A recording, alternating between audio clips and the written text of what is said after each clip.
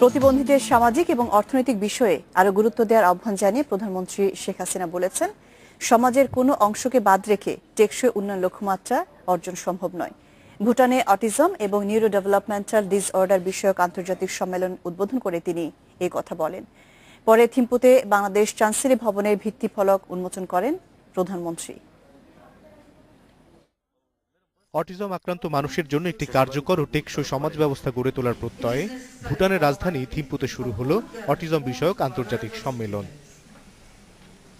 ভুটানের royal banquet হলে দুদিনের সম্মেলনের উদ্বোধন করেন প্রধানমন্ত্রী শেখ হাসিনা। সঙ্গে ছিলেন অটিজম বিষয়ক জাতীয় পরামর্শ কমিটির চেয়ারপারসন সাইমা ওয়াজেদ হোসেন, ছিলেন ভুটানের প্রধানমন্ত্রী শেরিং তোবগেও। রাষ্ট্রের কেউ যাতে অবহেলিত না থাকে তা নিশ্চিত করতে প্রতিটি দেশকে কর্মসূচি প্রণয়ন ও বাস্তবায়নের আহ্বান জানান প্রধানমন্ত্রী শেখ হাসিনা। বলেন, অটিজম নিয়ে গবেষণা ও চিকিৎসা ক্ষেত্রে বিশ্বের সব দেশের মধ্যে পারস্পরিক সহযোগিতা বাড়াতে হবে।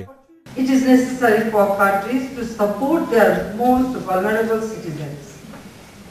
Governments should make policies and programs to ensure that no individual is neglected.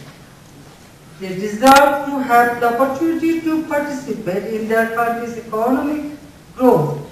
It is our responsibility to ensure that adequate social and medical support is available for these individuals in all aspects of their lives. Autism আক্রান্ত শিশুদের সাধারণ শিক্ষা লাভের সুযোগ তৈরির কথাও বলেন শেখ হাসিনা।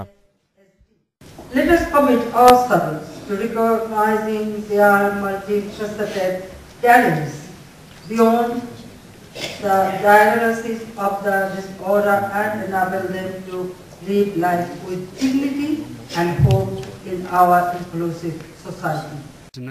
এদিকে থিম্পুতে বাংলাদেশ দূতাবাস নির্মাণের জন্য জমি দিয়েছে ভুটান। 3 দিনের ভুটান সফরের দ্বিতীয় দিনে দেশটির রাজা জিগমে খেসার নামগিয়েল ওয়াংচুকের উপস্থিতিতে বাংলাদেশের জাতীয় পতাকা উত্তোলনের মাধ্যমে চান্সেরি ভবনের ভিত্তি স্থাপন করেন প্রধানমন্ত্রী শেখ হাসিনা। অনিমেষ কর, ইন্ডিপেন্ডেন্ট নিউজ।